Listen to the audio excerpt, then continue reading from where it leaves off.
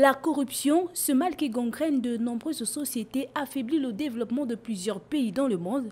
Le Gabon, pour faire face à ce fléau, a mis en place la loi 0003/2003 du 7 mai 2003 portant création, organisation et fonctionnement de la Commission nationale de lutte contre l'enrichissement illicite, avec en prime de campagne de sensibilisation régulièrement organisée par le ministère en charge de la bonne gouvernance à travers tout le pays.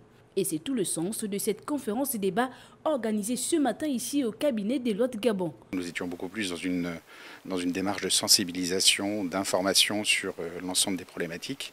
Encore une fois, c'est une porte ouverte sur d'autres débats et d'autres réflexions qui vont se continuer avec l'ensemble des parties prenantes, que ce soit au niveau de l'État et des autorités gabonaises, au niveau du secteur privé, au niveau des bailleurs de fonds, donc l'ensemble des parties prenantes qui touchent à ce sujet effectivement assez épineux et très sensible qui est la lutte contre la corruption. Classé à la 124e place des pays corrompus dans le monde, le Gabon devrait redoubler d'efforts dans la lutte contre la corruption. Donc ça concerne tous les pays.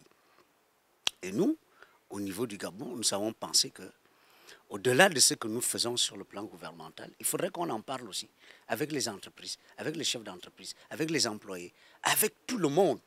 On ne s'arrête jamais de s'améliorer.